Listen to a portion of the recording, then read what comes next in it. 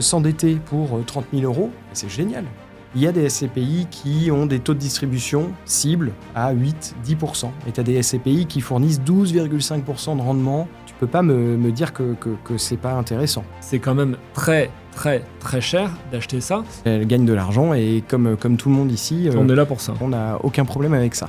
Comment on fait pour payer moins d'impôts? Quelqu'un qui a acheté en 2015, il a gagné de l'argent sur le résidentiel. Mais quelqu'un qui revend dans les années 90, il perd de l'argent sur le résidentiel.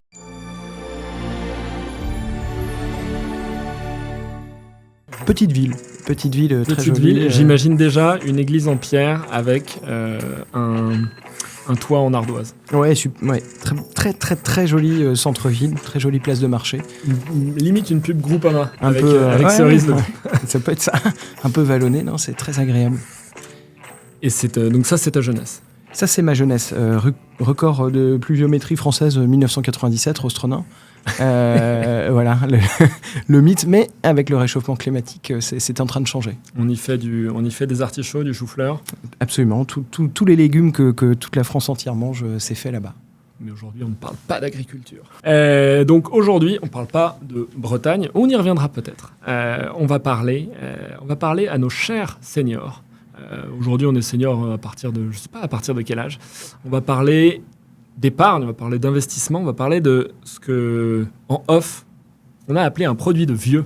Je ne suis pas d'accord avec le produit de vieux. Mmh. On va parler de SCPI, Société, ça y est, j'ai oublié, Civile de placement immobilier. Donc je connaissais bien. Je trouve que ce nom, cet acronyme, qui a 60 ans cette année, puisque ça date de 64. Un peu plus, 68. Mais t'as raison, on joue sur les mots. Ah, les 68 arts, on s'adresse à vous aujourd'hui. Aurait pu changer en 56 ans. SCPI, ça fait un peu peur quand même. C'est pas très accessible et on pourrait avoir le débat, mais est-ce qu'on pourrait commencer par ça? Pourquoi, quand on en a parlé la première fois, tu m'as dit tu t'intéresses à un produit qui n'est pas fait pour toi, en tout cas pas maintenant? Pour mon âge, on a tous les deux 39 ans. C'est vrai, moi j'ai pas encore 40 ans en effet.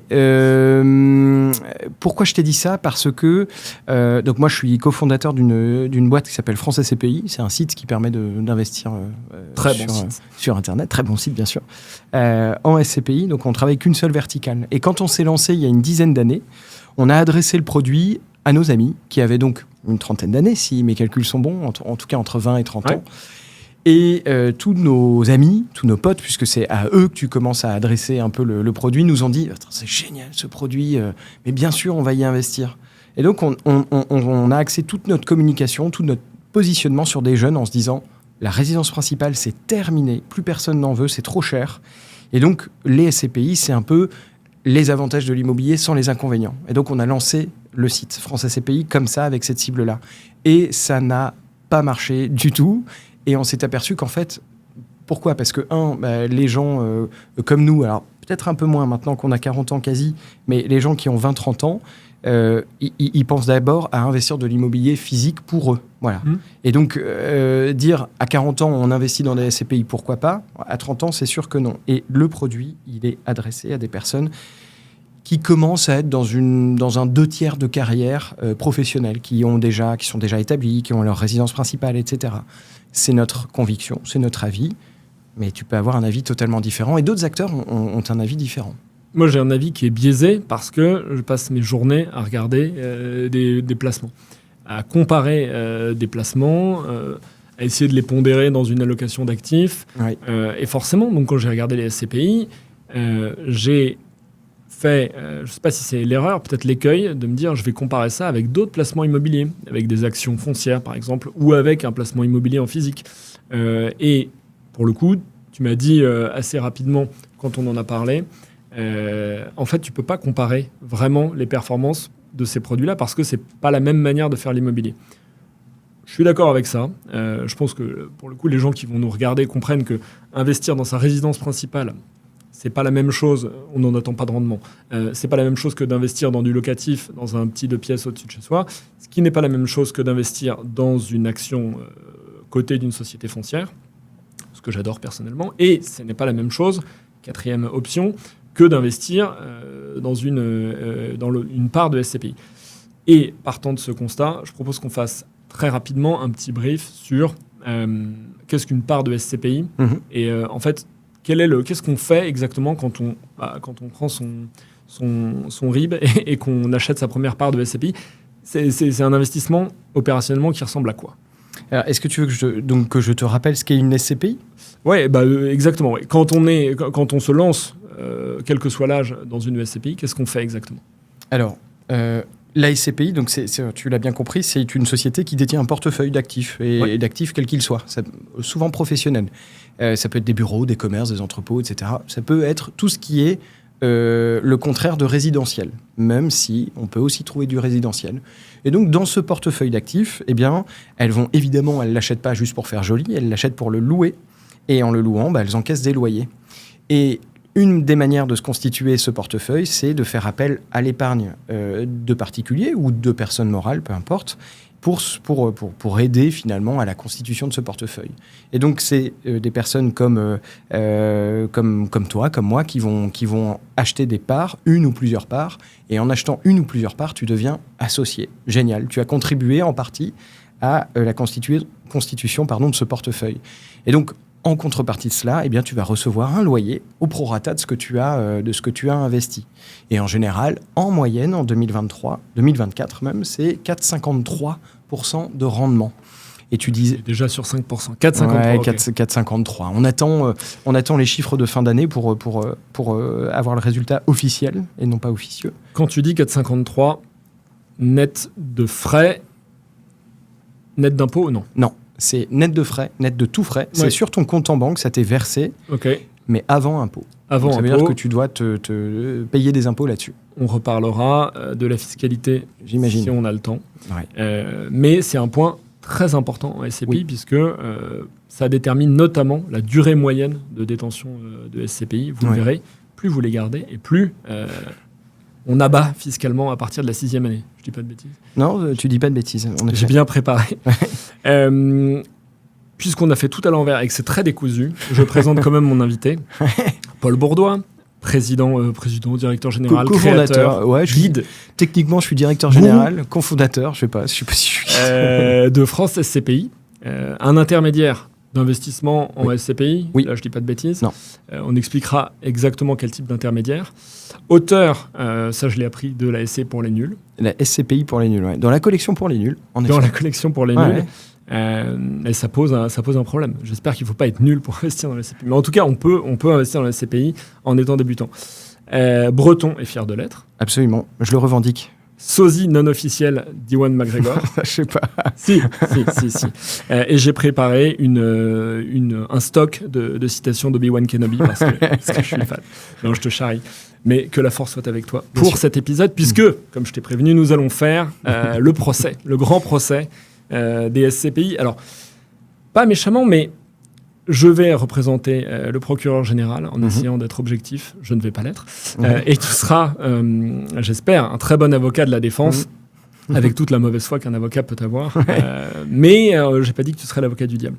Et puis, ce sera vous qui nous regardez ou qui nous écoutez, qui pourrez juger en tant que jury de est-ce que c'est encore valable d'investir dans les SCPI en 2024 et après. Pour 4,53 de rendement, pourquoi pas. Et je commencerai par là.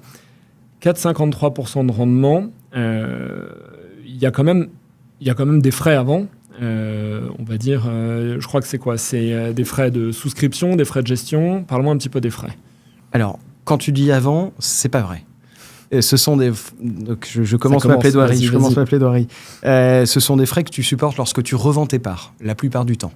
Ça s'appelle des frais de souscription. Si on est attaché à la sémantique, ce sont des frais qui portent mal leur nom, parce que tu les supportes lorsque tu revends tes parts. C'est des frais d'exit, donc. C'est des frais d'exit qui sont importants. 10%. Ça peut aller jusqu'à 12%, et ça démarre à 6%. C'est le modèle dominant. La plupart des SCPI sont constitués comme ça. Quand tu achètes des parts de SCPI, tu payes des frais lorsque tu revends tes parts. Ce qui fait que tu comprends que si tu achètes tes parts, si tu as acheté tes parts il y a 20 ans, tu n'as jamais payé de frais. Tu payes des frais, en tout cas directement. Tu payes des frais lorsque tu ressors. Point barre. On est d'accord que les frais sur lesquels tu payes, ils ne vont pas être sur le pourcentage de 10% que je vais retenir en moyenne sur le prix de la part à l'entrée, mais à la sortie. Bien sûr. Les sociétés de gestion sont très intelligentes. Elles sont intelligentes, elles sont surtout pas philanthropes, elles gagnent de l'argent et comme tout le monde ici... on est là pour ça. Si les intérêts sont alignés, on n'a aucun problème avec ça. Alors parlons justement d'intérêts, parce qu'on a ces 10%. Ouais. Ces 10% de frais de souscription, alors c'est pas collecté à l'entrée dans la plupart du temps, c'est à la sortie. Mais donc à la sortie, chaque année, même s'il y a des gens qui ont investi il y a 20 ans, il y a des gens qui sortent. Et il y a une collecte moyenne sur les 10 dernières années de 5 milliards par an à peu près. J'ai pas le chiffre exact, mais on est dans ces eaux-là. Ouais. On est dans ces eaux-là. Ouais. Donc si on fait notre petit calcul de tête, il y a 500 millions de frais de souscription qui sont générés par an. On peut voir la multiplication comme ça. Ouais, et je me dis que 500 millions sur un marché où là, c'est vraiment les frais de souscription, donc c'est pour payer des frais de dossier, mais surtout des frais d'intermédiaire. Oui. Ça peut pousser, ça peut attirer beaucoup de gens. Beaucoup de gens attirés par l'appât du gain, parce que 10% sur un montant comme ça, on peut faire souscrire un peu des vertes et des pas mûres, quoi, un petit peu tout et n'importe quoi. Oui, mais c'est un produit qui est pas si simple à conseiller. Il y a beaucoup de SCPI. Donc déjà, si tu dis par là que ça peut attirer des gens pour monter des sociétés de gestion, pour structurer des SCPI, ça, à l'entrée, c'est plus compliqué. Oui, évidemment. Ça, t'as des barrières.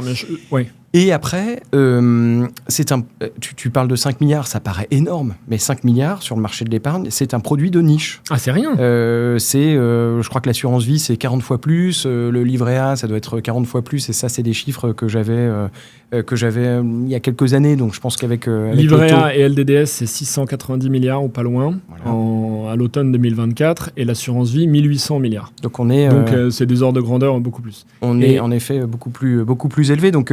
oui, tu peux conseiller des SCPI, mais les SCPI, c'est un produit de long terme. Et je suis sûr que tu allais me poser la question en tant que procureur général de la non-SCPI. Ouais. Tu allais me poser la question de savoir, mais attends, mais tu n'as pas l'impression que les intermédiaires sont un peu trop rémunérés ? Tu allais me poser cette question. Non, mais c'est ça. C'est, quand il y a 500 millions à prendre par an sur des frais de souscription, et que, comme tu l'as dit, c'est 500 millions sur un marché de niche, donc sur... il n'y a pas des centaines de milliers d'associés, plutôt, à mon avis, des milliers ou des dizaines de milliers d'associés qui rentrent chaque année. Forcément, ça attire des intermédiaires. Il y a des intermédiaires dans tout. Et c'est normal de rémunérer un apporteur d'affaires. Mais ça peut créer un conflit d'intérêts parce que j'imagine que dans les émetteurs de SCPI, il y a des grosses sociétés de gestion, il y en a des plus petites. Et il y en a qui sont tellement gros, qui ont envie de conserver leur belle part de marché et qui, à mon avis... j'accuse personne pour l'instant, serait assez encline à verser généreuses commissions d'apporteurs d'affaires pour pousser un produit plutôt qu'un autre. Ce qui pose un problème pour moi, c'est que au milieu de tout ça, dans nos 70 000 intermédiaires enregistrés à l'ORIAS en France, on peut avoir une poignée d'intermédiaires qui se disent autant distribuer celui qui me verse le plus de commissions que la SCPI qui performe le mieux. Bien sûr. Mais bien sûr, mais ça, c'est... Ce que tu dis là, c'est vrai dans tout métier. Je veux dire, qu'on prenne un téléphone que j'ai devant moi ou une voiture ou ce que tu veux. En effet, tu auras toujours des gens qui donneront pas un conseil objectif et qui donneront un conseil intéressé. Alors déjà, si on revient un tout petit peu en arrière, les 10% de frais de souscription ne sont pas versés en intégralité à l'intermédiaire. J'espère bien que nous sommes. Ouais, non, je tiens à le préciser parce que sinon ça peut être un peu. On peut se dire, j'ai envie de pas passer par un intermédiaire pour le faire. Ouais. Ensuite, les SCPI se conservent en moyenne. Ça, je le répète tout le temps, mais en moyenne, tu conserves ta part 23 ans. Donc, nous, quand on a conseillé une SCPI, on a un statut de CIF, donc de conseiller en investissement financier. Ouais. Tu ne peux pas d'ailleurs conseiller des SCPI si tu n'as pas ce statut-là, qui t'impose de suivre tes clients tous les ans au minimum, une fois par an. Donc une fois par an, tu dois les avoir, juste pour leur dire, pour faire un point avec eux et en effet pour savoir si tout va bien, si ça correspond toujours, etc. Donc les 5, 6, 7% parfois que tu perçois de la société de gestion, ils vont te rémunérer pendant 23 ans, en moyenne. Donc, cette rémunération, pour nous, elle est juste. Parce qu'on... Et je trouve ça finalement moins cher payé que certains frais de gestion que des intermédiaires perçoivent dans le cadre de contrats d'assurance vie, etc. Il y a pas de... on est d'accord, on n'a pas la même façon de le dire, mais on est d'accord. Le fait d'apporter une affaire doit être rémunéré. Si c'est bien fait, doit être bien rémunéré. Mais en revanche, au départ, dans la règle d'attribution des commissions, c'est dommage si les dés sont pipés. Et on ne peut pas l'éviter parce que forcément, il y a des gros acteurs et il y a des toutes petites sociétés de gestion qui veulent bien faire. Et puis il y a des gros acteurs qui arrosent, pour le dire entre guillemets. Oui, t'as raison. Tu dis que ces 5 ou 7% te font vivre 23 ans, mais ces 5 ou 7%, c'est sur la collecte d'une année, et il y a une collecte chaque année, donc tu intermédies. Si ton boulot c'est d'intermédier, et c'est ton boulot chez France SCPI, tu reçois tes 5 ou 7% tous les ans. Donc tes 23 ans, ils sont rolling, quoi. Oui, mais ils sont rolling, mais les clients aussi. C'est-à-dire que le client qui a souscrit en année 1, même s'il y a une autre collecte en année 2, je suis quand même obligé de suivre pendant les 23 ans qui démarrent de l'année 1, puis les 23 ans qui démarrent de l'année 2, en moyenne. Évidemment, techniquement, c'est un peu plus compliqué que ça, mais c'est... Concrètement, aujourd'hui, on peut dire qu'en effet, il y a des personnes qui font bien le métier et d'autres mal. Et notre niveau de rémunération, puisqu'on en est là directement, bam, on rentre dans le vif du sujet, j'aime ça. Notre niveau de rémunération, il est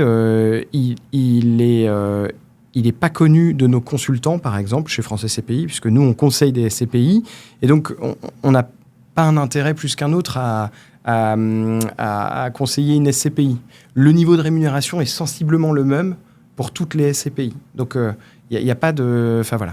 Et surtout, le but là-dedans, dans le but de l'intermédiaire, c'est quand même de faire une relation, de tisser une relation de long terme. Donc, on n'a aucun intérêt à vendre... je vais rester poli et pas vulgaire, donc, mais à vendre des choses qui sont pas bonnes, pour le plaisir d'avoir une grosse rémunération. C'est pas ça le but. Et ça fait 10 ans qu'on est là. Donc, je crois que ça témoigne aussi d'un sérieux. Je vais me faire procureur et juge en même temps. Hein. On est un siècle après les procès de Moscou, on peut faire ce qu'on veut. Non, t'as dit quelque chose qui me plaît, c'est que, en effet, quand tu es intermédiaire, tu es évidemment régulé par l'AMF, donc en tant que CIF. Oui. Et donc, ça t'oblige à une information financière au moins une fois par an. Et même si tu as une virgule qui change dans ton document d'information, tu dois avertir tes souscripteurs, parce que les souscripteurs et les épargnants sont relativement bien protégés. Et j'en sais quelque chose, puisque moi, je ne le suis pas, mais je suis certifié AMF quand même pour comprendre ce que les autres font. Donc, ça, je comprends très bien qu'avoir 5 ou 7% sur la durée de vie d'un souscripteur, où tu as quand même un travail, parce que c'est un travail de système d'information, de mailing, etc., ça se justifie. Et si tu fais bien ton travail, ça se justifie d'autant plus. On va laisser de côté ceux qui le font mal, on va les laisser tranquilles dans leur coin. Voilà, dans leur coin. Mais ça, c'était que 500 millions de frais de souscription. Ensuite, tu as des frais de gestion. Ça, c'est pas toi qui les perçois. Non. Dans le modèle dominant, non. A priori, c'est la société de gestion qui fait la gestion immobilière. Oui. Avant qu'on parle de ces frais de gestion, puis on arrêtera sur les frais, je vais essayer de résumer, parce qu'on a beaucoup parlé d'intermédiaires, ce qu'il y a comme intermédiaire en SCPI, et pourquoi j'étais un peu chauffé, pas à blanc, sur les intermédiaires. Ouais. Il y a les conseillers financiers, les CGP, donc conseillers en gestion de patrimoine, les CGPI, indépendants. Essayez toujours de viser le I, parce qu'on ne sait pas à qui est affilié un CGP, et c'est parfois le problème de proposer un produit plutôt qu'un autre. Et en face, et donc c'est vraiment pas un fusible, mais une espèce de soupape entre une épargne abondante et des produits d'épargne foncière dans le cas des SCPI. Et le fait est qu'il y a, on l'a dit, à peu près 105 SCPI différentes. Donc il faut être capable de conseiller, en tout cas de recommander à ses clients le produit qui lui va bien. Et il ne faut pas être un expert en investissement pour se dire que un CGP, une personne physique, ne peut raisonnablement pas éplucher ou donner un panorama de 105 SCPI différentes à son client. Déjà parce que ça va l'emmerder, c'est le client en premier lieu, et parce que c'est une somme d'informations trop importante. Et c'est là où France SCPI et Paul Obi-Wan Kenobi rentrent en jeu. Je suis ton père. Non. Ou alors il faudra qu'on ait une discussion. C'est là où France SCPI rentre en jeu, c'est que tu as vous avez chez France SCPI un peu digitalisé cette expérience dans la mesure où, par exemple, si tu cherches une SCPI, tu peux avoir un lien sur Google qui t'amène sur le site et très vite, tu retrouves beaucoup de classements. Typiquement, moi, j'ai regardé bêtement et simplement classement par rendement. Sur toutes les SCPI de rendement, de la plus rentable à la moins rentable, il y en a 80 qui sont référencés. Donc là, j'ai une information complète. Et c'est pas de me l'imposer, au moins, il y a une espèce de transparence sur le site. Si je veux faire le même exercice sur la fiscalité ou sur celles qui font le plus de ça ou plus de ça, celles qui sont que bureaux ou industriels ou diversifiés, il y a tout. Et ensuite, jamais, ou alors je n'ai pas eu l'expérience sur le site, on m'a fait un gros clic qui clignote avec dit clique là, tu vas gagner 5%. Si je veux aller chez, par exemple, j'en sais rien, Quorum, qui est un gros émetteur, je peux y aller. Et si je clique via ton site, tu fais affaire avec Quorum. Et ça, c'est ton truc d'apporteur d'affaires. Je valorise et j'apprécie cette approche parce qu'elle est digitalisée. Que je ne suis pas obligé d'avoir un contact et parce qu'elle est exhaustive. Alors, oui. Et c'est pour ça que je la compare par rapport au premier exemple que je donnais, du CGP, qui ne pourrait jamais te donner tout le catalogue d'un coup. Ton CGP, tu prends rendez-vous avec lui, etc. Et il ne va pas te dire, allez voir sur France SCPI. Donc, moi, je préfère... Et en plus, je préfère l'expérience digitalisée parce que j'y vais quand je veux. Je ne suis pas obligé de prendre rendez-vous. Je peux prendre la connaissance des informations à mon rythme. Et en plus... Je ne suis pas d'une génération digitale native, mais presque. C'est quand même un peu plus simple. Disons qu'en effet, je te remercie d'aller dans mon sens. Et encore une fois, quand on parle de SCPI, nous, on ne bosse que sur la verticale SCPI. J'ai conscience que ce n'est pas un produit parfait. C'est clair et net que c'est un produit imparfait. Il y a des avantages, il y a aussi des gros inconvénients. Mais en effet, sur notre site, tu peux trouver toute la matière et objective. On se coupe les cheveux en 4, on se gratte la tête pour avoir les meilleures études, tout ce qui va permettre de passer à différents tamis tous les indicateurs des SCPI. Et en effet, on essaye de donner le plus de renseignements possible. Et tu peux tout trouver sur le site. Je crois qu'on a couvert pas mal de questions, quasiment toutes les questions que se posent les épargnants sur les SCPI. Voilà. Donc, en effet, on est aussi un site d'information là-dessus, sur la SCPI. Sur la pierre papier, tu aurais pu le dire, c'est aussi un autre terme.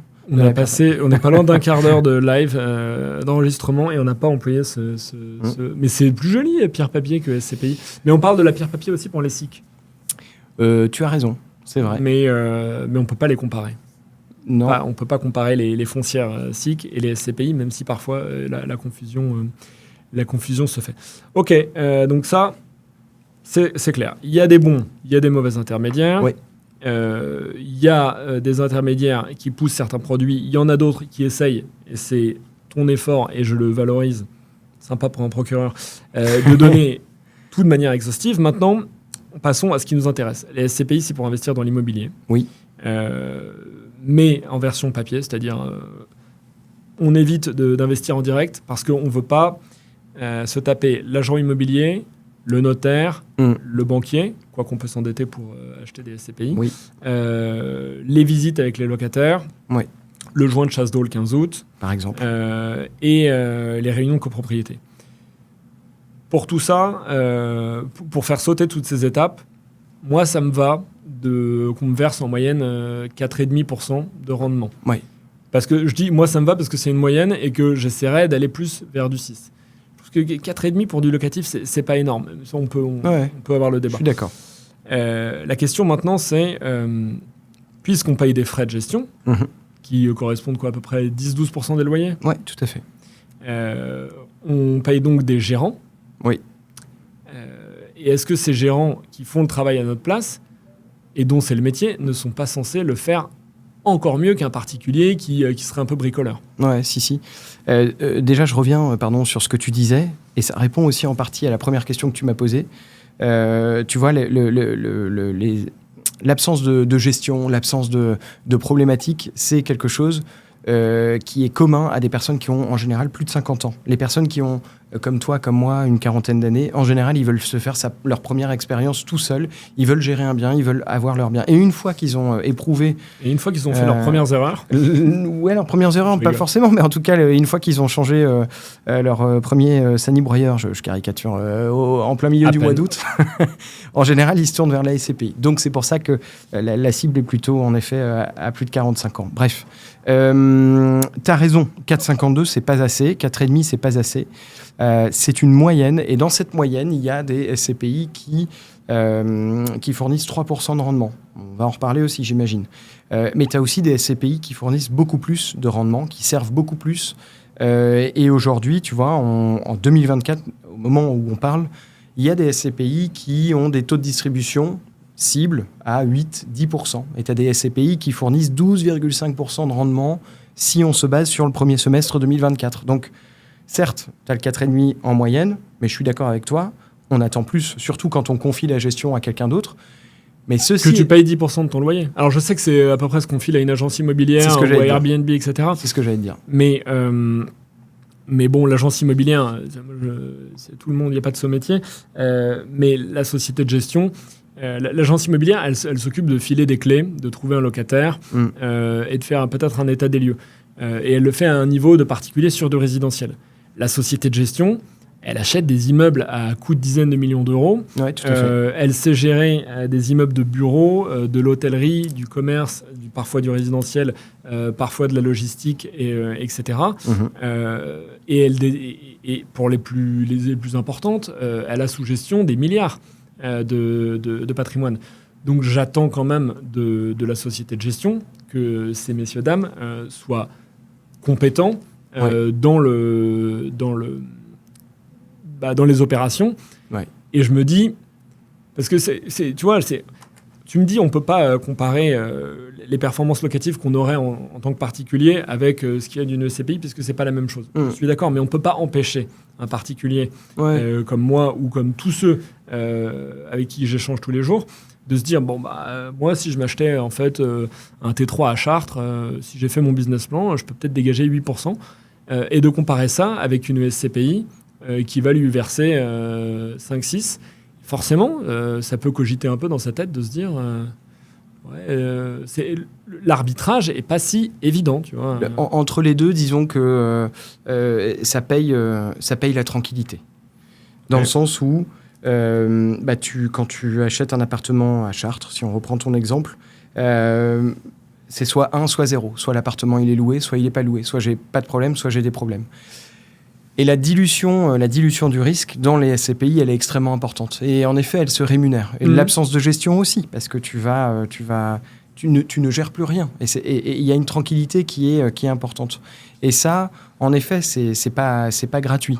Mais tu prends l'exemple de... Enfin bon, on va pas rentrer dans le débat des rendements immobiliers locatifs de chaque ville, mais je suis pas sûr que tout mis bout à bout, tu sors de 8% à Chartres. Ouais, à Chartres ou ailleurs, mais c'est plus compliqué. Ou alors le risque n'est pas le même. C'est le deuxième épisode qu'on fait, ou le troisième épisode qu'on fait sur l'immobilier. C'est hyper compliqué en tant que particulier. Et c'est pour ça qu'on parle des SCPI. C'est parce que c'est une solution qui s'offre, mais je veux quand même bien baliser le terrain avant. Quand tu es particulier, on l'a vu avec l'ami Thierry Vignal de ex-Mastéos, aujourd'hui... le mieux pour essayer d'aller chercher au-dessus de 5-6%, c'est de faire entre 9 et 15 mètres carrés, de la chambre de bonne que tu transformes en chambre d'hôtel. Enfin, c'est des efforts énormes, beaucoup de travail, et puis de le faire en bail mobilité pour justement pas être concerné par l'encadrement des loyers. C'est beaucoup de critères, tu vois. C'est beaucoup de cases à cocher, et on est très très loin de ce que tu appelles la dilution des problèmes et du prix de la tranquillité. Donc ça, je suis d'accord. Mais je me dis quand même, dans une équipe de gestion, avec des gens dont le travail, c'est d'acheter au meilleur taux, de revendre au meilleur taux, de valoriser le bail, d'optimiser la réversion, de faire en sorte qu'il y ait un taux d'occupation financier élevé.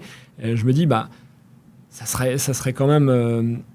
je ne sais pas s'il y a une normalité, mais 4,5 parfois, je me dis, tu l'as dit tout à l'heure, c'est un peu cher payé la tranquillité, quoi. Disons que c'est faible, mais comme partout, tu as des gens qui font bien le métier, tu as des gens qui font moins bien le métier. Et en effet, C'est là que nous, on intervient aussi. Et c'est là que... Non, mais c'est vrai. Ah bah oui, mais je t'attends là-dessus. L'intermédiaire, il est aussi là pour ça. Il est là pour orienter, pour dire, voilà, là, je pense qu'il y a des bonnes perspectives. Je pense que là, c'est un peu plus compliqué.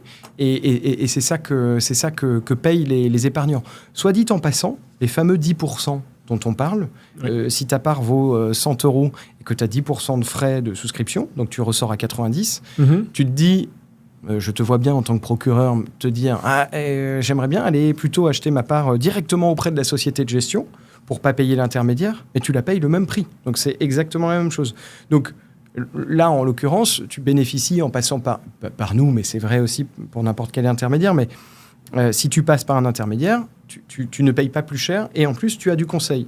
La société de gestion, elle ne va pas te dire « Allô monsieur, oui, notre SCPI va très mal, vous pouvez l'arbitrer et en sortir s'il vous plaît ». Évidemment. Nous, on va le faire. Et on l'a déjà fait. Et ça paraît très normal de payer ces frais de gestion pour que ton intermédiaire mette des drapeaux en disant, ou des feux rouges, feux verts, en disant vas-y, on n'y va pas. Mais, inversement, moi, j'ai trouvé ça dingue quand je me suis intéressé au sujet depuis 2 ans, je m'y intéresse, et que j'ai contacté des SCPI en leur disant on trouve que vous faites un super boulot, parce qu'on avait regardé plein de critères objectifs. On aimerait vous recommander à tous les gens de Club des investisseurs indépendants qui est ma newsletter. Quelle adresse mail on peut mettre ou quel lien on peut mettre dans ma lettre pour que les gens puissent souscrire. Et à chaque fois, ils me disaient « Ah, mais vous êtes CGP ?» Je dis « Mais non, je suis indépendant. Je trouve juste que vous avez une bonne SCPI et je voudrais la recommander. Il y a quand même 120 000 lecteurs à la clé. » « Ah, mais si vous n'êtes pas CGP, le logiciel, il pétait un câble, il ne comprenait pas ce que je voulais. » Ok, très bien. Je comprends que le canal soit assuré avec les CGP et CGPI, mais puisque les frais de souscription, de toute façon, sont payés, je veux dire, c'est quand même, cette fois-ci, ce serait une économie énorme, ou en tout cas un revenu en plus pour la société de gestion, que de réussir un peu à permettre une souscription en direct. Ouais, alors là, il y a un problème de... Il y en a qui le font. Il y en a qui le font. C'est pas la majorité, mais elles comprennent qu'elles ont... elles comprennent qu'elles vont devoir s'y mettre. Mais en effet, il y a une philosophie de distribution qu'il faut reprogrammer dans le logiciel, disons. Les sociétés de gestion, leur métier de base, c'est la structuration de produits. Donc, elles constituent le portefeuille. Et puis, tout le property management dont tu parlais. Donc, toute la gestion du locataire, des travaux, des biens, vendre des biens, acheter des biens, etc. Et toute la vente est déléguée à des intermédiaires qui sont France SCPI ou les CGP, etc. Et donc, il faut qu'elles se reconfigurent parce que le B2C, elles ne savent pas faire. Elles, leur métier, c'est le B2B2C, donc s'adresser aux professionnels comme nous. Oui. Voilà. Donc, en effet, tu as raison, parfois, il y a des bugs, il y a des erreurs système. Erreur 500. Mais ça, pour le coup, j'en démordrai pas, et un procureur ou pas, c'est plus en tant que particulier. Le rôle des intermédiaires, il est bien, et en fait, pour moi, la logique voudrait que soit on passe en direct, soit on passe par France SCPI ou des concurrents qu'on ne va pas nommer. Oui. Non, voilà, c'est pour se dire, avant d'y aller, je vais voir ce qu'ils en disent eux. En se disant, je prends un risque d'objectivité en passant par tel portail. Mais, et là, au moins, là, tu circonscris quand même pas mal le risque de foncer tête baissée vers une SCPI qui, oui, va pas te dire ma SCPI va très mal et vous ne devriez pas souscrire. Et c'est là que j'en viens, parce qu'on était en train de se dire que tout marchait bien dans ce beau monde. Il y a quand même des SCPI, malgré tout cela, qui vont pas bien. Oui. On en a parlé tout à l'heure, juste avant de démarrer. Depuis donc mi-2023, il y a eu plusieurs gros acteurs qui ont commencé à revoir la valorisation de leur part. Je ne sais pas comment on dit quand c'est dans le sens, dans le mauvais sens. C'est dévalorisation. C'est décoté, ouais, dévalorisation. Et bon, on sait que le contexte immobilier était difficile pour plusieurs raisons. On va les exposer, mais quand c'est 5% du prix de la part, ça valait 100, ça vaut 95. Ok. Quand c'est 10%, on dit le contexte est dur. Quand c'est 15%, ça fait chier. Mais quand c'est 40%, oui. Et c'est arrivé dans certains cas, de 15 à 40%, là, tout ce qu'on vient de se dire sur les frais de souscription et les frais de gestion, moi je l'oublie, je me dis, mais attends, vous faites pas le boulot les mecs. Qu'est-ce qui s'est passé ? qu'est-ce qui a justifié que... et après, on parlera de l'espoir qu'il y a, mais le nouvel espoir. Jeu de mots, Obi-Wan Kenobi. On parlera de l'espoir qu'il y a sur les SCPI, mais avant ça, pour finir sur les choses qui... sur le procès et sur les choses qui vont pas bien, pourquoi le marché s'est effondré sur certaines SCPI? C'est pas... On a vu que c'était entre 25 et 30% des SCPI. C'est pas négligeable quand même. En fait, ce qui s'est passé, je te rappelle pas le contexte 2022, ou en tout cas, on peut faire des raccourcis. Donc, en effet, conflit en Ukraine qui engendre une montée des taux, qui engendre l'inflation, ou plutôt l'inverse. Et donc, on a une correction sur les marchés immobiliers qui s'opère d'abord en Europe du Nord. Donc, ça commence par l'Angleterre, ça se transmet aux Pays-Bas, Allemagne et puis France. Donc la correction, c'est juste de dire, vu qu'il y a moins de demandes, il y a moins d'achats, la valorisation de certains actifs, en effet, baisse. Cette valorisation, elle baisse, et donc nécessairement, c'est répercuté sur le prix de part de certaines SCPI. Il y a certaines SCPI qui ont acheté des actifs très chers, mais tout allait bien puisque le marché montait. Donc ça, tout va bien. Quand le marché monte, tout va bien. Je fais une petite pause. Ils ont acheté très cher. Oui. Mais on en parlait juste avant. On parlait, parce que là, on enregistre. Et d'ailleurs, merci de nous accueillir dans tes bureaux qui sont chez WeWork. WeWork, quand même, un des symboles des chutes et des crises en immobilier. Ils avaient acheté un immeuble à Paris, donc à côté du boulevard des Italiens, à un taux de capitalisation en dessous de 3%. Ouais. Pour le dire autrement, ça veut dire que le rendement attendu sur le patrimoine investi, sur la valeur totale de l'immeuble, était de 2,65% par an, pour le dire de manière très, très grossière. Ouais. 2,65%, c'est presque la moitié des 4,53. Donc, c'est quand même très, très, très cher d'acheter ça. Et même si on est dans une période où tu disais tout allait bien parce que le marché montait, quand on est dans cette société de gestion et qu'on est un professionnel sérieux, je veux bien qu'on se dise c'est le couple rendement-risque, c'est vraiment pas risqué, donc ok, c'est très cher, mais et c'est pas très rentable, mais c'est pas très risqué. Pourquoi ils ont acheté des immeubles aussi chers? Parce qu'il y a un moment où je veux bien que le niveau des taux explique, mais il y a les taux. Les taux, c'est de la proportion. Et puis, il y a la valeur absolue. Il y a un moment où tu te dis, dépenser plus de 100 millions d'euros pour, j'en sais rien, payer le mètre carré de bureau plus de 20 000 euros le mètre carré à Paris. J'ai pas les ordres de grandeur. Ouais. Il y a un truc qui déconne quand même. Oui, ça, c'est très facilement explicable. Et d'ailleurs, ça se voit aujourd'hui sur le portrait robot des SCPI qui dévalorisent. Les SCPI, le fonctionnement, c'est je perçois de l'argent, je collecte de l'argent. Et cet argent, je ne peux pas juste me dire que les caisses sont pleines comme Oncle Picsou. Tu dois l'investir. Donc, quand tu es une SCPI, tu as une injonction à investir. Alors, pardon, je te coupe tout le temps, c'est pas cool. Non, vas-y, je t'en prie. C'est vrai pour les SCPI à capital variable. Oui. Si tu es un fonds fermé, une SCPI à capital fixe... Tu peux... Une fois tu ne collectes plus. Une fois que tu as levé, tu te concentres sur ton portefeuille. Exactement. Mais ceci étant, sur les SCPI à capital variable, c'est possible aussi. Elles peuvent dire, et ça c'est vu... stop, on arrête la collecte. Et il y a une SCPI que j'ai en tête qui s'appelle Kianeos Pierre. J'aime beaucoup. Elle est notée ici. C'était la première dont je voulais te parler à la fin. Okay. Elle est gérée... alors, c'est une SCPI résidentielle. Elle est gérée d'une main de maître. Bref, on pourra y revenir. Mais plus compliqué parce que résidentielle, donc plus de granularité, plus de délais, notamment de rénovation. C'est dans l'ADN de la SCPI. Bref. Et à un moment donné, ils ont dit, OK, on cape. Alors, ils n'ont pas fermé le fonds, mais ils ont dit on cape la collecte à, j'ai plus le chiffre en tête, mais c'était plusieurs millions d'euros par mois. Et dès qu'on dépasse cette enveloppe, on stoppe. Comme ça, ils avaient le montant qu'il fallait et ils n'étaient pas en surchauffe. Bref. Donc, ces SCPI qui ont dû dévaloriser leur prix de part, en général, ce sont des SCPI qui émanent de réseaux bancaires, donc qui ont leur réseau captif, donc qui ont une forte puissance.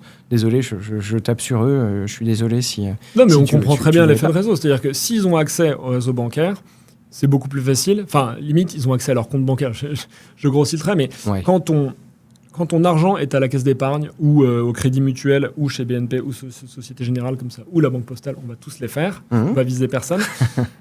C'est beaucoup plus facile d'investir dans une SCPI quand ton conseiller bancaire te dit il y a ce produit qui existe. Alors, et ça sera lui ton intermédiaire, puisque la société de gestion est adossée à un groupe bancaire. Je ne dis pas qu'elle est financée, mais elle est adossée à un groupe bancaire. Ouais, tout à fait. Et donc, forcément, c'est technique. Quand l'argent, il suffit qu'il transite d'un compte bancaire à un autre dans le même groupe, ça va hyper vite.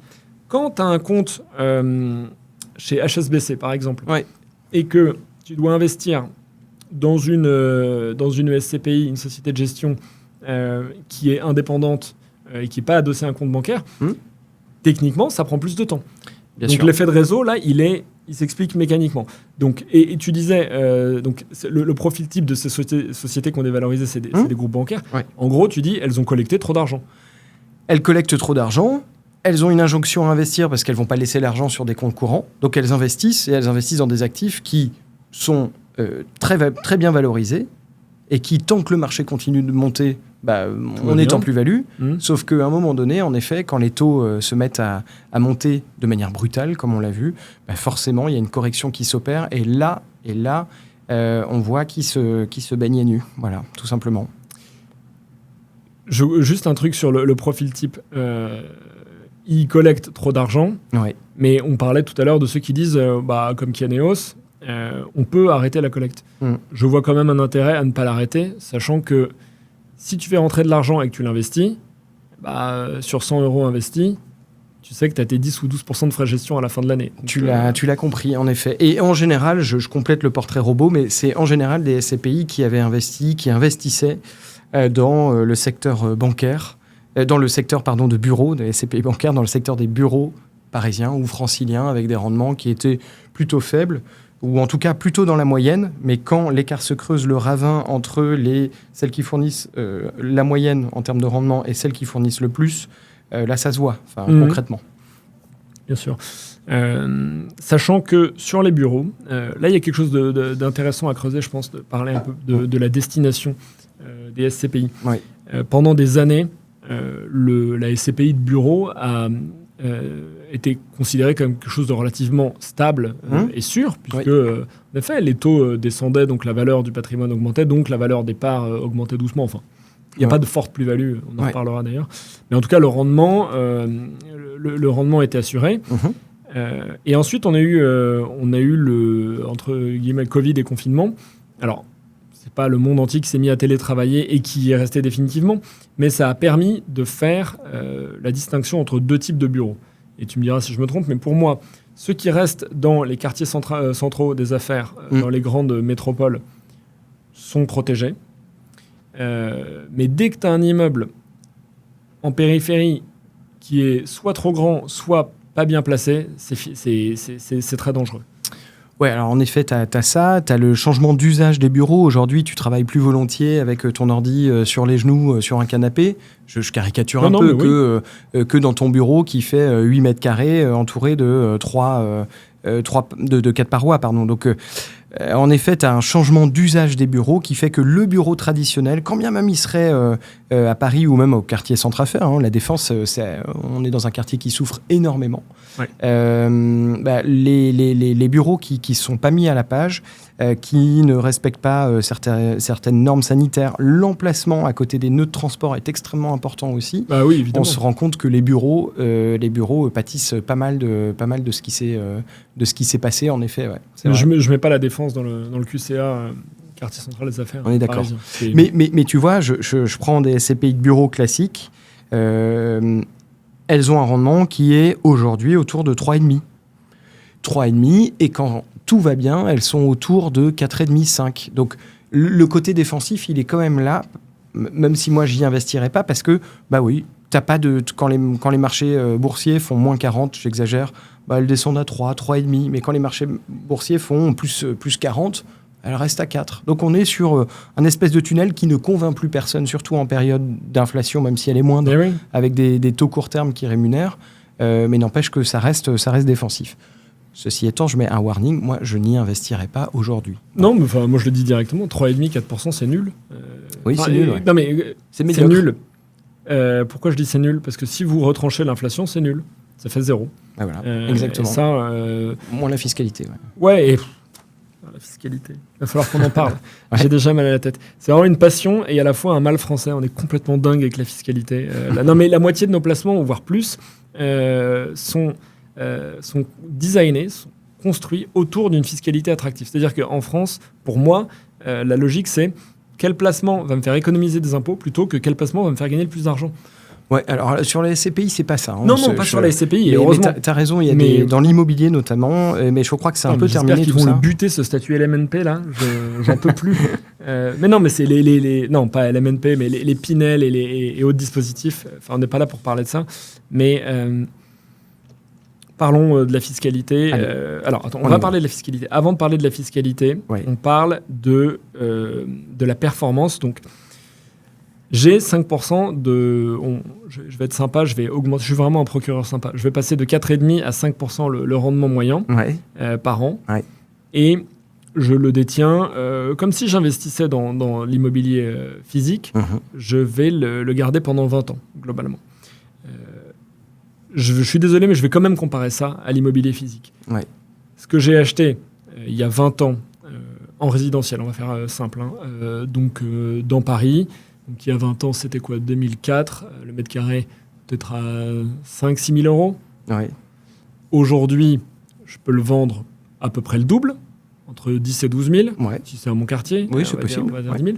Donc, j'ai dessus remboursé ma dette que j'avais contractée. J'ai eu un peu de rendement locatif. Et mon TRI, donc le taux de rendement de mon projet, va être énormément impacté par cette plus-value à la sortie. Oui.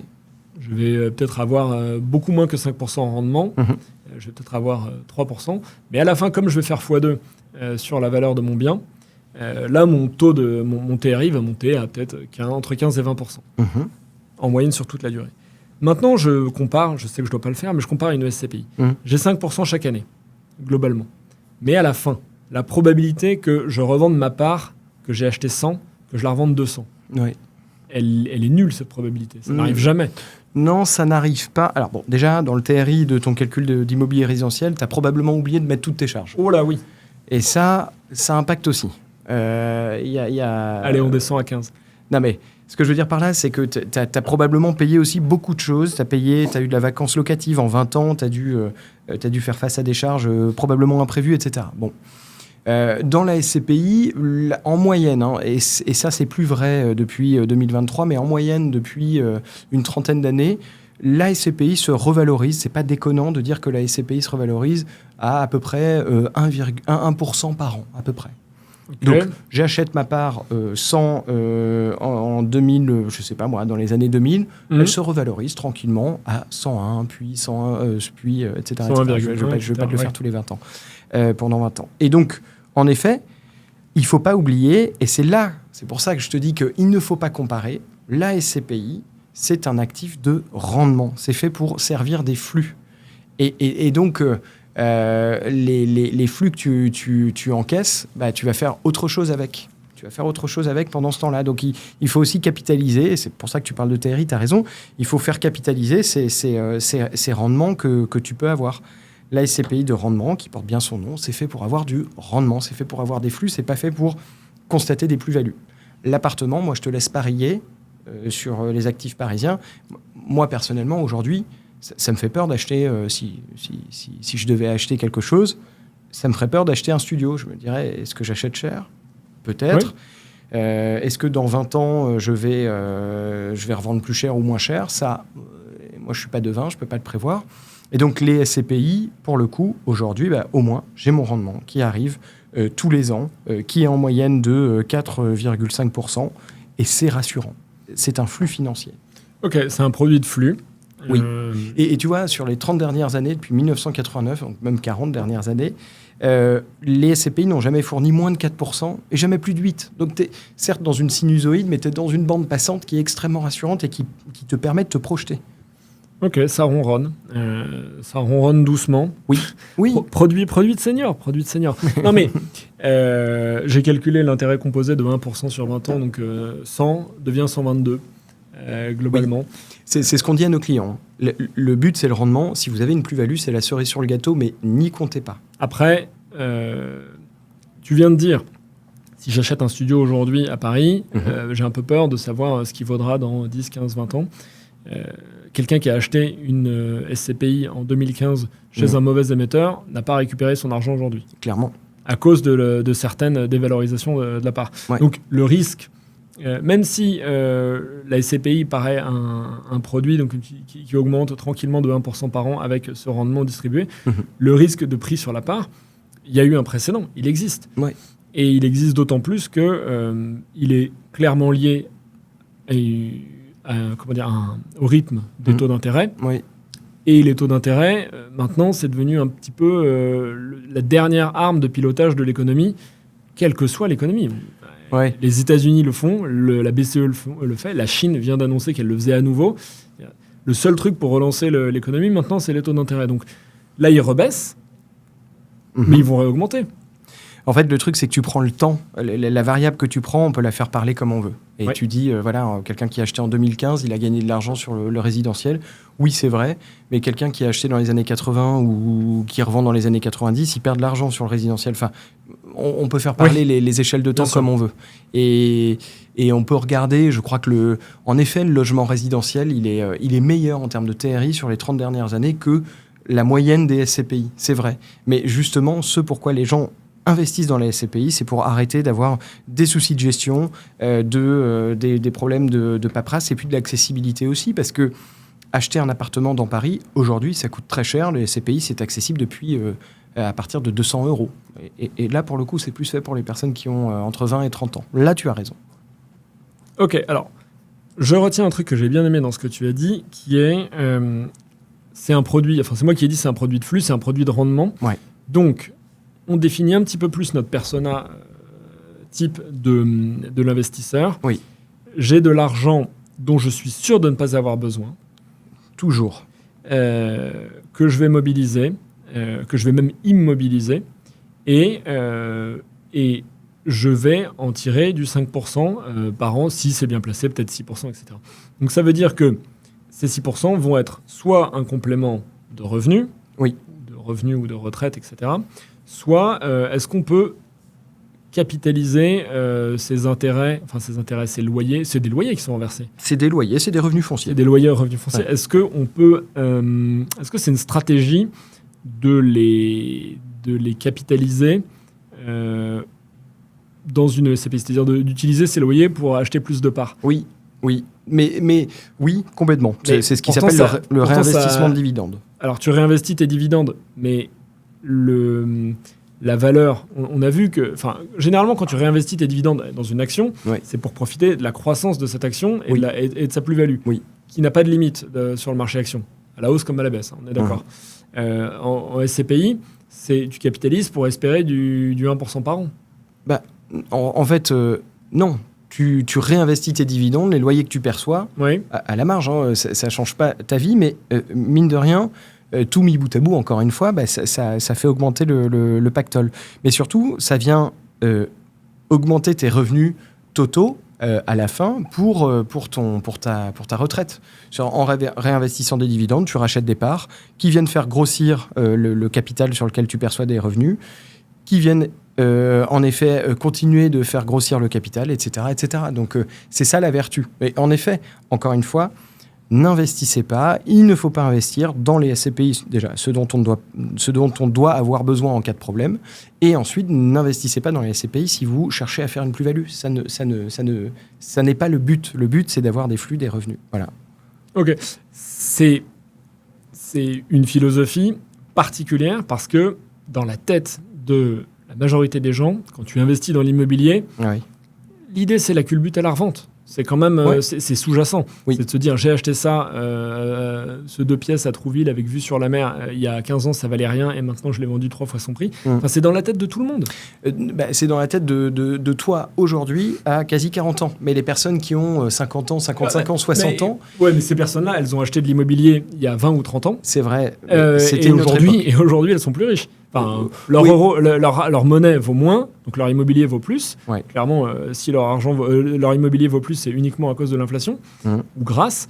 Mais en tout cas, facialement, avec leur immobilier, elles sont plus riches. Oui, mais aujourd'hui, ce dont elles ont besoin, peut-être pas à la place d'eux, mais en plus d'un capital qui grossit, c'est aussi des flux qui sont, et là tu le vois avec les problèmes de retraite, les problèmes de complément de revenus qu'on peut avoir, on a besoin de compléments de revenus aujourd'hui. Et justement, les SCPI, ça permet de placer un capital, et ce capital, il n'est pas dégradé. Aujourd'hui, je mets au défi quiconque d'avoir un capital qui va servir pour la retraite, de ne pas le dégrader avant sa retraite. Dans l'assurance vie, par exemple, on ne peut plus me parler de fonds euros, on ne peut plus me parler, alors peut-être un peu plus en ce moment, mais en tout cas, attention, on a peur de dégrader son capital. Là, la SCPI, au moins, si on a bien été conseillé, tu as raison, il y a eu des gros couacs sur les 2 ans qu'on vient de traverser, sur l'année et demie. En général, on ne dégrade pas le capital et en plus de ça, on perçoit un revenu. Et c'est ça qui est important. Ok, je souscris à cette approche dans la mesure où je vois vraiment l'investissement comme une capacité à maîtriser des flux, à acquérir des flux, des flux financiers.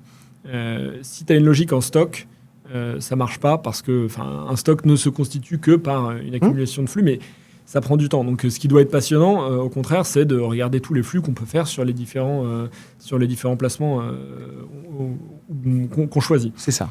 Donc, SCPI, produit de flux, ok. Je commence à comprendre que si tu as 45 ans et que tu te dis dans 20 ans, dans 25 ans, ça vient vite. Je prendrai ma retraite, je peux essayer de me stabiliser un rendement et de le capitaliser pour que, comme tu l'as dit, ça grossit le pactole et commencer vraiment à toucher les flux sur un pactole qui sera 30 ou 40% plus élevé à terme pour compléter ma retraite.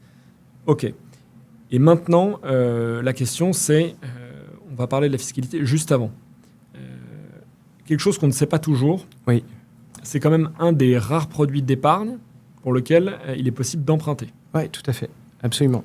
Comment on fait dans ce cas-là on s'adresse à qui Alors, à France SCPI, bien évidemment. Non, mais ok, vous proposez des solutions ? Alors, on propose des solutions avec des courtiers qui sont spécialisés dans le financement de parts de SCPI.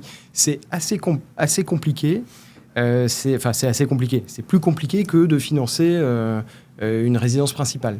Et par ailleurs, il y a des courtiers qui sont spécialisés là-dedans. Et en général, les structures bancaires qui financent les parts de SCPI, ce sont des caisses régionales. Donc ça peut être situé, je ne sais pas où, en Alsace-Lorraine, en Vendée, dans le Nord, etc. Et donc des caisses régionales de banques en général également mutualistes. Et donc, on arrive à financer par ce billet-là. Voilà. Okay. Sachant que le taux d'emprunt est en général plus élevé que si tu achètes dans l'immobilier résidentiel, parce que ces banques considèrent que les SCPI, c'est un produit qui est vraiment dangereux. C'est avec quoi je ne suis pas d'accord, mais admettons. C'est un produit dangereux, donc ils mettent une surcote dans le taux d'emprunt. Attends, quand tu dis plus élevé, en général, le taux d'intérêt, le TAEG. Oui. Ok. Oui. Ah oui, parce que c'est ça le truc. Tu peux t'endetter, mais il faut payer les intérêts. T'imagines si tu payes des intérêts de 100 points de base en plus ? À peu près, oui. Ouais. Aujourd'hui, un bon taux, c'est 3,5. Oui. Ouais. Et même à 4,5... Tu as fait le calcul, hein, 4,5 d'intérêt contre 4,5 de rendement. Ouais, mais même 4,5, tu as des opérations qui sont... À 4,5 de taux d'emprunt, tu as des opérations qui sont extrêmement intéressantes. Et en fait, il faut voir big picture, quoi. Faut pas seulement regarder le taux d'intérêt et le comparer au taux de distribution. Parce que le taux de distribution, tu peux jouer dessus. Tu as des taux de distribution, on en parlait tout à l'heure, à 8%, par exemple. Oui. Et puis, tu n'es pas, dans certains cas, obligé de prendre une assurance, dans le cas d'un emprunt pour les SCPI. Et tu peux déduire les intérêts d'emprunt de la base imposable. Donc, il y a tout un système. Et quand on voit au final l'addition, on se dit, ah ouais, même avec un taux à 4,5, c'est pas si nul que ça, au contraire. C'est intéressant. Est-ce que on peut s'endetter? Par exemple, moi, si je veux acheter pour, je sais pas, 20 000 euros de parts de SCPI, dans une bonne SCPI, est-ce que je peux m'endetter à 100% ou il faut que j'apporte ça dépend de ton statut, ça dépend de ta situation. Tes revenus, exactement. Je crois que le minimum, c'est 50 000 euros, si je ne dis pas de bêtises. On peut descendre, dans certains cas, à 30 000 euros, mais je veux dire, acheter des parts de SCPI, et là, on en revient au fondement du produit, acheter des parts de SCPI pour 200 euros, une part, ça va pas changer ta vie. Ouais, mais ça te permet de mettre un pied quand même dans l'immobilier. Je suis d'accord avec toi. Nous, on ne fait pas ça, mais certains le font. Et par ailleurs, s'endetter pour 30 000 euros, c'est génial. C'est génial. Tu peux acquérir de l'immobilier à partir de 30 000 euros. Combien de personnes aujourd'hui se disent « j'aimerais bien investir dans l'immobilier, commencer, mais je ne peux pas parce que le moindre appartement à Paris ou dans une grande métropole française, c'est 50, 60, 100 000 euros. » quoi. Ouais, non, mais tu as une barrière, je ne sais plus quelle est la statistique, si c'est 85% des Français qui veulent faire de l'immobilier, et sur ces 85%, 90% qui ne le font pas, parce que mentalement, ils se mettent des barrières de notaire, d'emprunt, etc., qui ne sont pas que mentales, qui existent.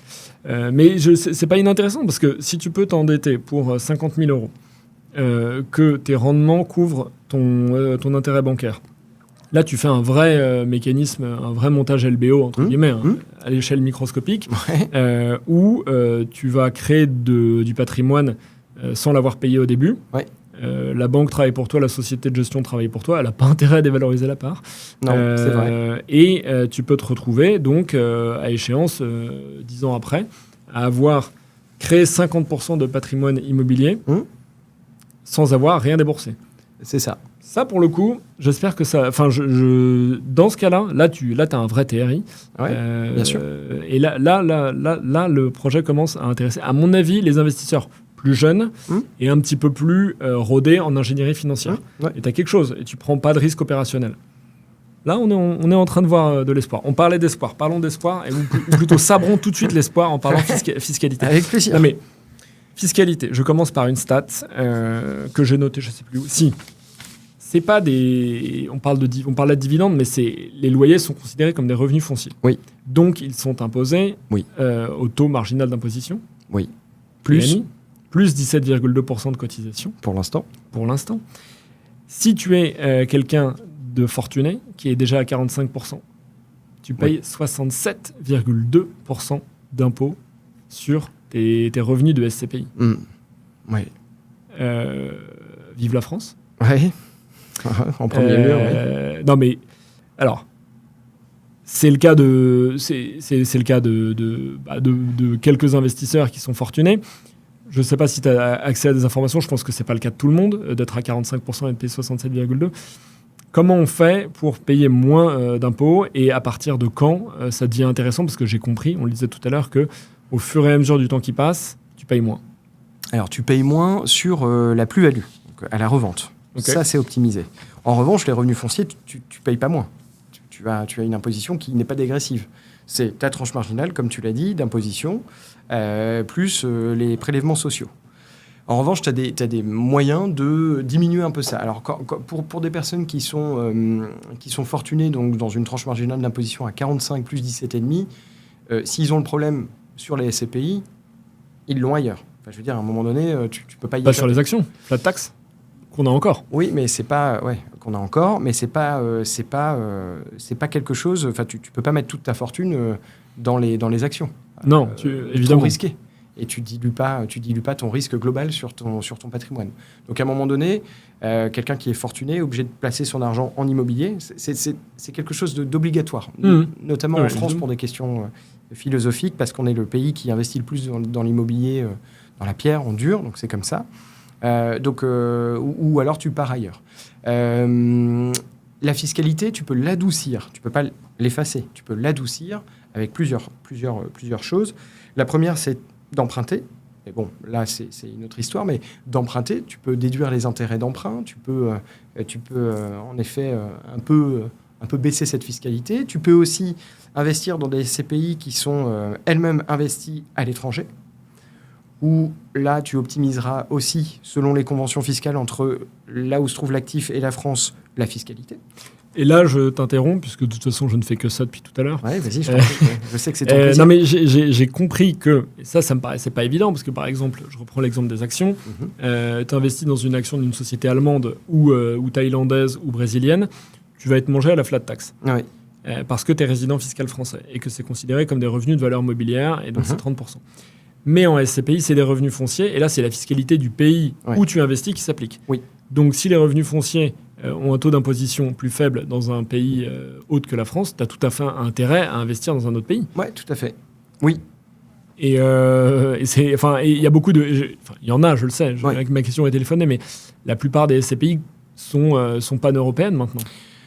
Oui, mais elles sont aussi européennes. Elles sont françaises et européennes. Et donc là, en effet, sur une partie des actifs, par exemple, si elle a, je ne sais pas moi, si cette SCPI a une partie de 50% de son portefeuille en Allemagne ou en Italie, tu paieras non plus ta tranche marginale d'imposition plus la CSG, tu paieras, j'arrondis volontairement, mais 20%, parce que c'est le taux d'imposition à peu près qu'on peut voir selon les conventions fiscales entre la France et les autres pays d'Europe, 20% de fiscalité sur ces revenus-là, donc sur 50% plus la CSG. Et plus encore, si ta SCPI est seulement européenne, et ça il en existe, donc investis seulement dans des pays hors France, eh bien là tu ne paieras que les fameux 20% dont on parle, alors c'est plus ou moins 20%, mais pas de CSG CRDS.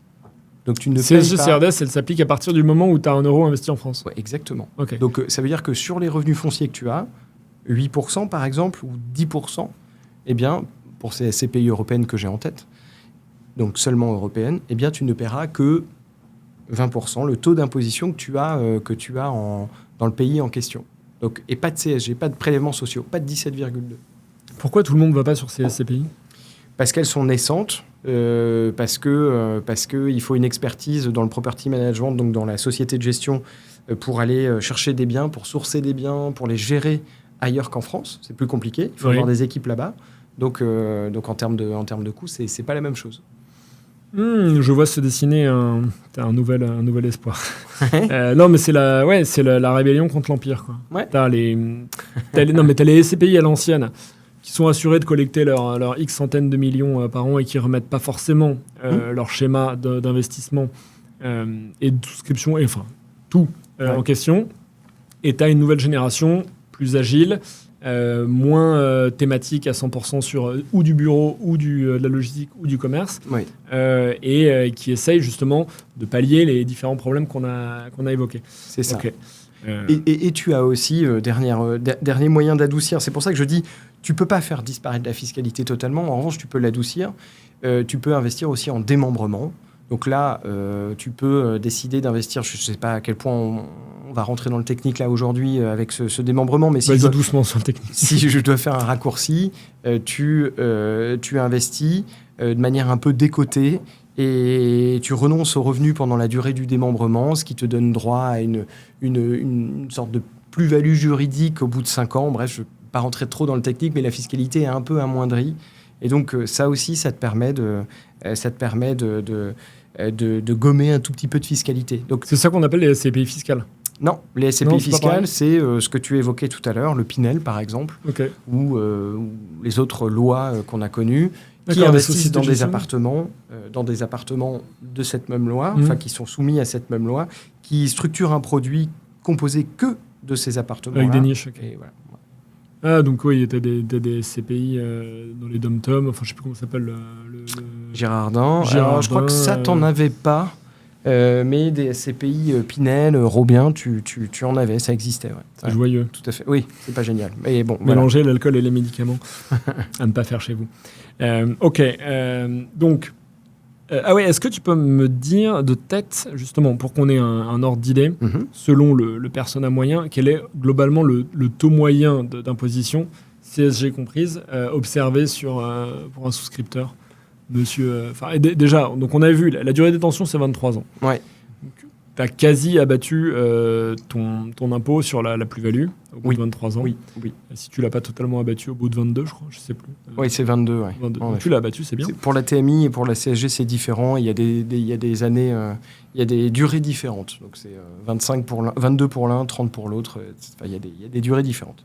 Ok, mais Monsieur Martin, qui investit en SCPI à 45 ans, puisque c'est un produit de son âge, il investit combien en moyenne à peu près le ticket moyen, il est plutôt aux alentours de 50 000 euros. Ouais, quand même, c'est un produit de boomer riche. De senior. Non, mais il faut l'avoir, les 50 000 euros dont tu n'auras pas besoin pendant 20 ans. Il faut les sortir. Les sortir ou les avoir parce que tu as vendu un appartement dont on ne pouvait plus. Ok, donc c'est vraiment produit de flux et produit de diversification. Okay. Donc 50 000 euros et là-dessus, tu as une idée de l'impôt moyen sur les loyers ou pas? Je peux pas te répondre parce que ça dépend de la situation de la personne.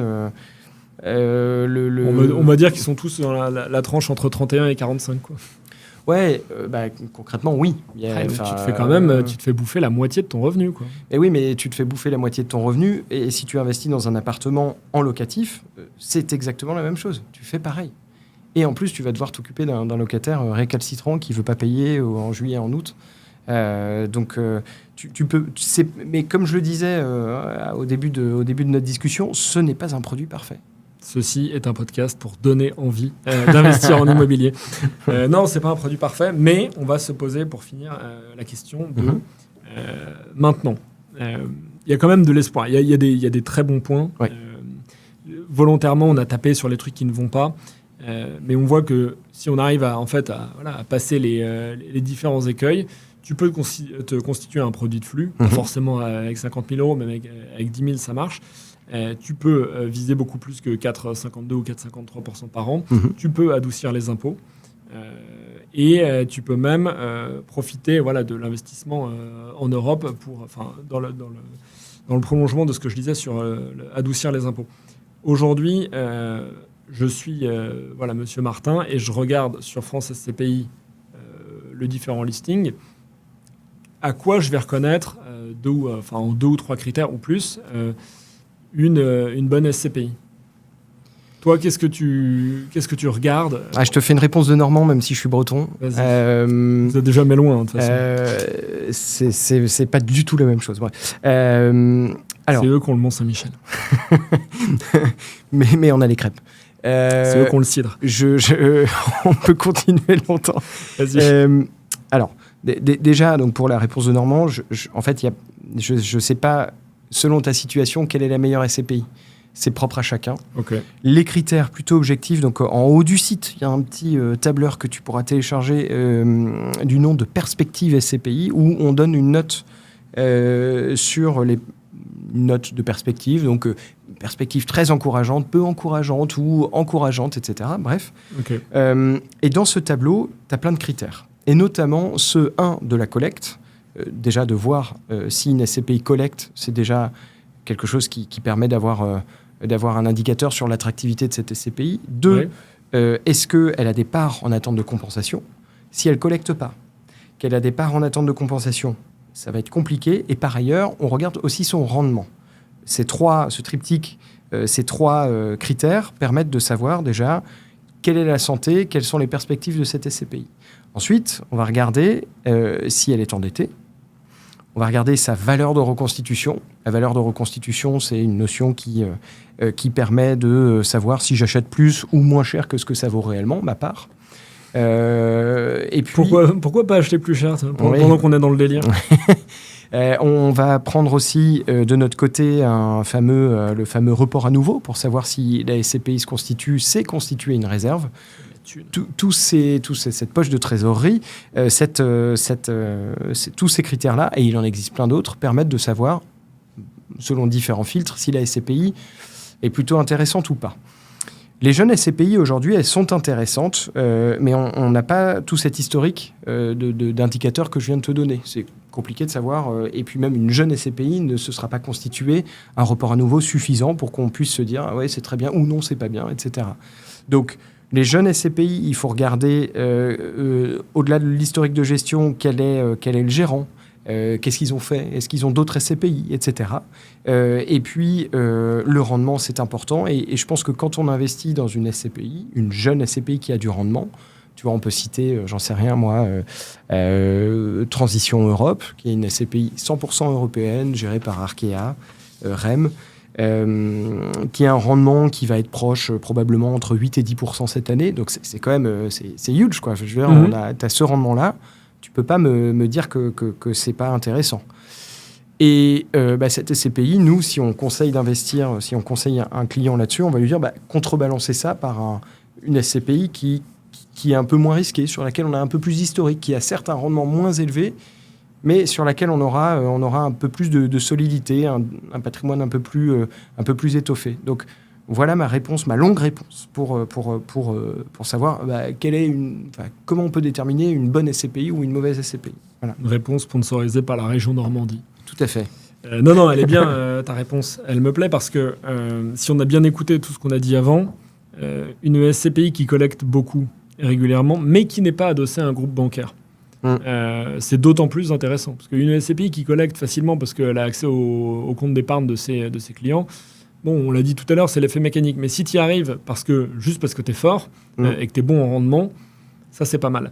La liquidité départ que tu as évoquée en parlant de l'attente de compensation. On ne va pas évoquer aujourd'hui, et c'est fait exprès, la liquidité départ de SCPI pour deux raisons. Pour moi, c'est que c'est un produit de long terme. Donc, globalement, si tu as attendu 15 ou 20 ans, attendre 5 ou 6 semaines ou 5 ou 6 jours, j'en sais rien. Non, c'est plus. Non, mais oui, c'est plus. Ouais. Pour débloquer ta part de SCPI, c'est toujours plus vite que de vendre un bien immobilier. Oui, tout à fait.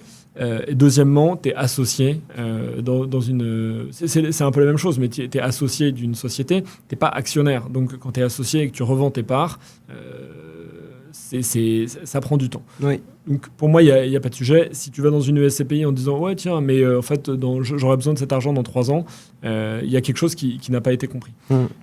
Ensuite, la valeur de reconstitution, on est tout à fait d'accord. Hors de question d'acheter quelque chose plus cher que ce que ça ne vaut réellement. Il y a 2 autres points que je regarderais. C'est le taux d'occupation financier. Ouais. Globalement, donc, si on le dit en français, c'est comment on pourrait le dire ? C'est le total des revenus encaissés divisé par le total des revenus que tu encaisserais si tout le patrimoine était loué. Voilà, si tout le patrimoine était loué, exactement. Donc, moi, j'estime, mais je suis peut-être un peu sévère, que si c'est en dessous de 95%, c'est pas bien géré. Oui et non, sponsorisé par la région Bretagne cette fois-ci. Oui et non, tu sais pourquoi ? Parce que si je te prends l'exemple de Kiané-Hospierre, son taux d'occupation financier, son TOF, a été à un moment donné de 78%. Pourtant, c'est une jeune SCPI, ouais. Mais ça a duré quelques mois. Et c'est parce que c'est du résidentiel, qu'il y avait des travaux, non ? Exactement. Donc, mais ça se justifie. Et c'est pour ça qu'il faut regarder un peu au cas par cas. Si tu as une jeune SCPI dont le TOF est de 90%, ce qui n'est pas bien, il faut essayer de comprendre pourquoi. C'est pour ça que je te dis oui et non. On est tout à fait d'accord. Généralement, tu as raison. Et si ton TOF, donc ton taux d'occupation financier, est durablement inférieur à 95% ou à 90%, là, il y a un problème. Ou alors, il faut vraiment une grosse justification. Si tu fais que du résidentiel et que tu as un turnover de locataires, peut-être que ça s'explique. Mais pour le dire autrement, ça veut dire que tu as quand même 5% de manque à gagner sur ta base locative, quoi. Oui. Si tu es en dessous de 95%. Si tu peux louer 100 et que tu n'es pas foutu de gagner plus de 95, tu n'es peut-être pas un bon gérant. Si, mais c'est justement pour ça qu'on investit dans les SCPI, c'est que... Toi, tu es un bon avocat. Non, mais c'est pas ça. C'est que quand tu investis dans un appartement résidentiel, ou quelle que soit la ville, à Chartres, si tu veux, tu vas forcément à un moment donné avoir de la vacance locative. Et donc, tu vas faire quoi ? Ça veut dire que tu vas passer à 50%, 75%. C'est normal d'avoir du turnover. C'est normal d'avoir à un moment donné de la vacance locative ou des travaux à réaliser. C'est un peu moins normal dans une jeune SCPI. Tu as raison. Oui. Mais voilà. Et c'est pour ça que nous, on dit SCPI créée depuis moins de 5 ans, on doit être entre 98 et 100% de taux d'occupation financier. Entre 5 et 10 ans, 95. Plus de 10 ans, 90. Pas en dessous.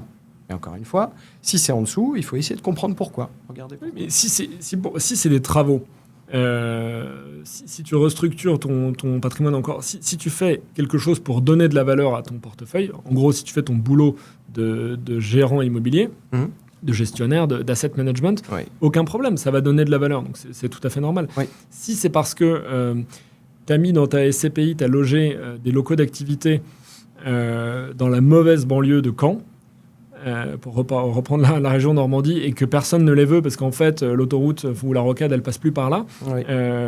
Là, t'es collé avec un tocard dans ton portefeuille. Et ça se justifie pas. Il va falloir le vendre et tu vas mal le vendre, etc. Ouais, ou tu vas pas réussir. Donc ça, c'est plus compliqué. Il y a une dernière chose que moi je regarde, c'est la part du locatif, du foncier, dans le rendement. Oui. Ton TDVM, là, ton taux de distribution en valeur de marché. Alors, je suis désolé, mais ça n'existe plus depuis 2022, cette notion de TDV. 40 ans l'année prochaine, ouais, vieillard en puissance. Non. Alors, ton taux de distribution. TD, ouais. Ton TD. Oui. Qu'est-ce que je voulais dire ? Oui. Si il est à 6% ou à 5%, oui, et qu'il est à 100% issu des revenus locatifs, des loyers, oui. Est-ce que c'est pas rassurant dans la mesure où, quand la SCPI va vendre un immeuble ou va avoir un produit exceptionnel lié à une plus-value, elle va pouvoir soit thésauriser, donc créer du report à nouveau, donc ça crée de la trésorerie, c'est confortable, soit augmenter un petit peu de manière exceptionnelle ton dividende, plutôt que d'avoir un taux de distribution qui est à 6%, mais où tu as une part non négligeable qui est composée par tes opérations de marchand de biens, enfin de marchand de biens, pas de marchand de biens, mais de plus-value.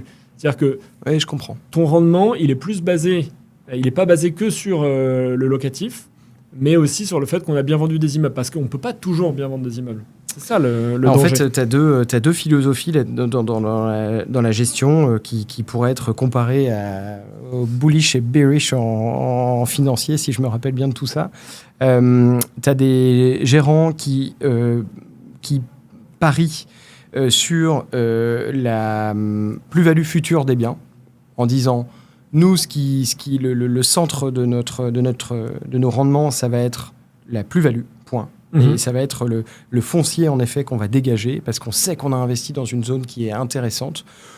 Ou alors, on va, c'est la deuxième philosophie, dire nous, le foncier, on s'en moque, pour rester poli, et on investit dans un toit de tôle s'il faut, je ne sais pas où, peu importe où, mais le locataire paye très bien et le locataire est solide et c'est ça qui va nous créer du revenu. Et tant pis, on vendra ce qu'on a acheté, pile le prix de ce qu'on a acheté dans 20 ans, peu importe.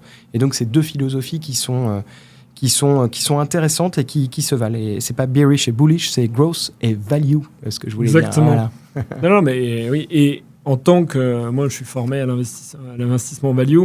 C'est super si tu fais bien ton boulot d'acheter des cotés et de revendre avec une prime, mais pour ton associé qui lui s'attend à un rendement locatif, il faut réussir quand même à le rassurer. Je vois bien les deux approches. Je vois que l'heure tourne et je me dis que pour finir, on peut, si tu es d'accord, je te donne des noms de SCPI dans ces jeunes SCPI ou dans. Moi, j'ai fait un listing, je dirais pas ce que j'en pense. Tu as le droit de dire, je sais pas, 1 ou 0, ou bien, pas bien. C'est dur, j'aime pas. Ok. Tu t'acceptes ? J'accepte. Ah, c'est bien. J'aime pas. J'aime pas, c'est moins engageant que c'est bien, c'est pas bien. J'aime pas, c'est personnel. T'es pas en train de dire de mettre un jugement de valeur. C'est dur, mais t'as raison, ok. C'est juste un coup de cœur. Ok. Ok, alors, on en a parlé plusieurs fois, on l'a évoqué. Kianéos. J'aime. Kianéos Pierre. Donc du résidentiel. Oui. Très basse consommation d'énergie. C'est ça, je crois. Oui, en fait, il part du principe que les logements pour les revenus médians, donc pas des logements sociaux, mais des logements pour des revenus médians, donc voilà, résidentiels. Des personnes qui ne peuvent pas être propriétaires, qui seront forcément locataires, ont le droit aussi à des logements qui sont basse consommation, qui sont rénovés, qui sont d'équerre sur le côté ESG, sur le côté en effet écologique. Et c'est ce qu'il fait. Il gère et il s'est constitué un portefeuille de biens comme ça. Donc, Kianéos Pierre, j'aime. Ok. Attention, là on s'attaque à l'Empire. Quorum XL. J'aime. Ok, donc Quorum, un des plus gros émetteurs. Ouais. Et XL, elle est diversifiée, commerce, bureau. Elle a même peut-être un peu d'hôtellerie, je crois. C'est une bonne question. Je n'ai pas le portefeuille en tête. Ce que je sais, c'est que ça a été une des premières à aller au-delà des frontières européennes. Donc au UK, notamment. Oui. Et avec un risque sur le taux de change, bien sûr. Mais avec une société de gestion sur qui on tape, je dis on, pas nous, mais sur qui beaucoup de monde tape, souvent par jalousie et qui fait plutôt du bon travail. Ouais. Tu en as parlé dans un excellent podcast concurrent. Et avec cette position assumée de Quorum de dire on a des frais de gestion élevés, mais en fait on déchire tout dans nos taux de rendement, donc ça s'assume. Ok. Hiroko Zen. Ouais, j'aime. Alors, Hiroko, jeunes, ils sont moins jeunes maintenant, à force de dire qu'ils sont jeunes. Ça doit faire 5 ans. Ouais, ils sont lancés en 2020, en plein avant le Covid. Parfait. 2020. Eux, particularité, souscription en direct possible, à partir de 200 € la part. Oui. Et c'est ce qu'ils disent, on ne va pas commenter, pas de frais de souscription. Oui, tout à fait. C'est pour ça que je parlais de modèle dominant tout à l'heure, le modèle frais de souscription 10%, boum, à l'entrée, en tout cas quand on ressort. Eux, ils disent, nous, on n'a pas de frais de souscription. Donc, tu achètes ta part 200. D'ailleurs, maintenant, c'est 204, je crois. Ça a augmenté. Ou 200, 200. Ouais. L'inflation. Tu achètes ta part 200. Si elle est à 200, imaginons, tu la revends 200. Mais ce ne sont pas des gens qui travaillent pour rien, comme personne ici. Et donc, ils se rémunèrent autrement. Ils se rémunèrent sur les frais de gestion, notamment, qui sont plus élevés. Ils se rémunèrent sur des frais autres, etc. Donc, oui, j'aime plutôt, ouais. Ok. Plus niche, Cap Foncière et Territoire. Si tu connais pas, tu as le droit de... Si, je connais, on les connaît toutes. C'est un piège. Neutre. Ok, neutre. Pour nos amis à Nancy, neutre. Cœur de région. Alors, j'aime plutôt bien la société de gestion. Je fais attention et on est attentif. Et ça, on peut le voir dans le fameux fichier. Il y a un taux de distribution qui baisse. Il y a un report à nouveau qui diminue aussi. Donc, ça clignote là. Ça clignote, ça peut clignoter. On attend d'avoir les résultats 2024. Ok. Activimo. Oui, j'aime. Okay. J'aime avec, pareil, je positionne le curseur, j'amende ce que je dis, j'aime, et il faut aussi prendre en considération que cette SCPI, elle est investie sur l'immobilier logistique du dernier kilomètre, donc niche dans la niche, poupée russe de niche, les SCPI c'est niche, la logistique c'est encore plus niche, donc il y a une profondeur de marché qui est un peu plus faible, et donc il faut faire attention. Je pense que quand on investit dans Activimo, c'est une SCPI intéressante. Il faut pourquoi pas la coupler avec une SCPI plus défensive. C'est là qu'on arrive sur Épargne Pierre. Ouais, j'aime. Ok. Oh là, on sent que c'est... Non, gérant icône. Il faut faire attention aux icônes et pas trop admirer les gérants parce qu'ils sont là, non pas pour leur personne, mais pour leurs compétences. Mais il ne faut pas nier que Jean-Christophe Antoine, donc gérant d'Épargne Pierre Europe, et ils viennent de sortir aujourd'hui même, ils ont fait le communiqué, une SCPI qui s'appelle Épargne Pierre Sophia, qui va investir dans la santé. Bref, gérant incroyable, qui gère depuis une trentaine d'années des portefeuilles de SCPI. Il est passé par Perial, si je ne dis pas de bêtises, et puis par Atlan, voisin, donc qui est la société de gestion qui gère. Et donc, c'est mieux d'avoir fait le mouvement dans ce sens-là. Donc, grosse compétence, sans commentaire. Grosse compétence. Ok. Tu parlais de santé. Pierreval Santé. J'aime, mais en ce moment, c'est compliqué. C'est compliqué parce qu'ils ont fait des choix qui paieront dans le temps, mais qui paieront dans le sens positif du terme, mais qui aujourd'hui sont un peu compliqués. Et donc un taux de distribution en berne, ça va revenir, mais aujourd'hui c'est plus dur. Ok. J'aime bien le fait que tu documentes le fait. Je suis. Taux qui baisse et report à nouveau qui baisse. T'en parlais tout à l'heure. C'était cœur de région. Oui. C'est bien d'avoir les arguments. Et puis on parlait de cœur de région et je pars sur cœur d'Europe. Cœur d'Europe, intéressante parce que j'aime parce que en effet, et c'est la même société de gestion que cœur de région. SCPI intéressante parce que investi à 100% en Europe, donc fiscalité plus adoucie et des choix qui sont intéressants. Ça devient leur vaisseau amiral. C'est la même société de gestion que Cœur de Région. Oui. Sofidy, c'est ça? Non, Sogénial Immobilier. Sogénial. Ouais. Mais Sogénial, c'est maqué avec Sofidy, non? Non, pas du tout. Il dit n'importe quoi. Et il en fait un podcast. Il y a 105... c'est pas mon boulot, c'est le tien. Il y a 105 SCPI, 45 sociétés de gestion. Je m'y perds un petit peu. Ok. Il y en avait 9 et 7 au moins qui rencontraient ton truc. C'est plus un procès, c'est une histoire d'amour. Ok. Pourquoi je te donnais celle-là? Parce que c'est quand j'ai fait mon travail de screening de toutes les SCPI il y a un peu plus d'1 an et demi.